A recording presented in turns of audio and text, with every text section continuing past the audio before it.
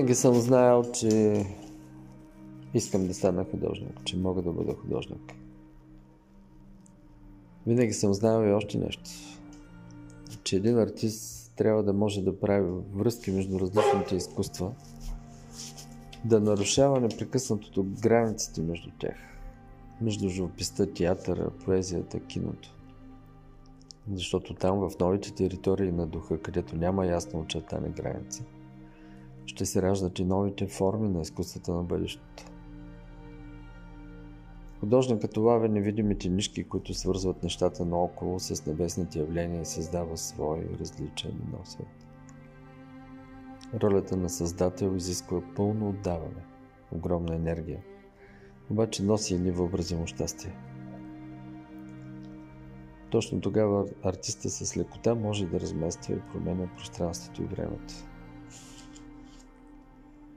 Всъщност това е чудесно. Това е за завиждане. Актът на творчество изисква и почтенност, и абсолютна честност. И разбира се, съвсем човешко и да се опитваме цял един живот да оставим малка следа, дръскулка с небесно мляко в нечия душа. Така, почти на шега самостоятелните изложби станаха повече от 20. Националните участия, конкурси, международните такива. И в един момент човек спира да брои.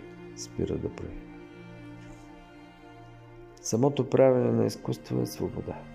То трябва да носи забавлението на детска игра. Една игра, която завършва винаги различно. Художникът много често или почти винаги изненадва и самия себе си. Може би точно за това и аз избрах точно такъв начин на работа.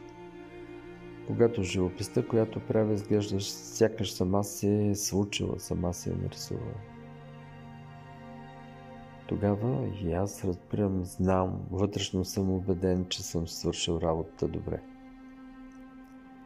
Много години се занимавах с православна живопис, с създаване на иконографски образи, с пресъздаване на най-добрите образци на българската и руската, разбира се, православна живопис.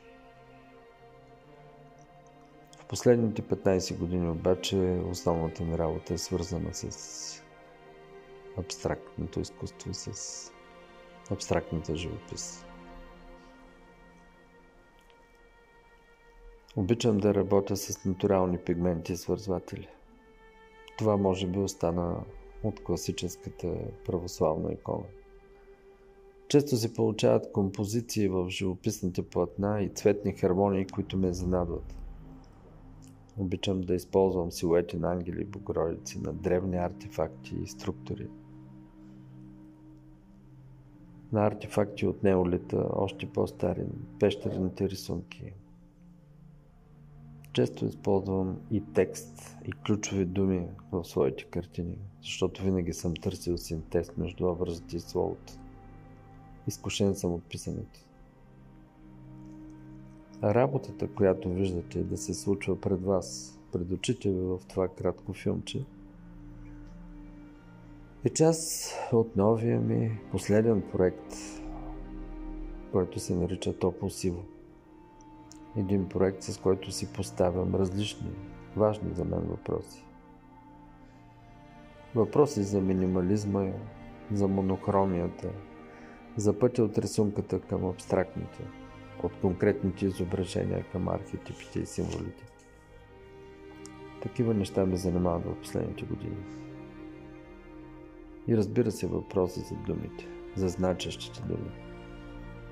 Защото малко сме позабравили думите, които могат да лекуват.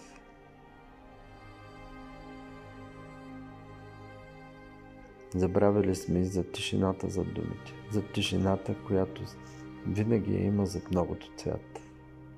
Смятам за важни тези неща. Изключително важни поне за мен. И ще продължаваме да рисуваме. Защото това ни прави истински щастливи.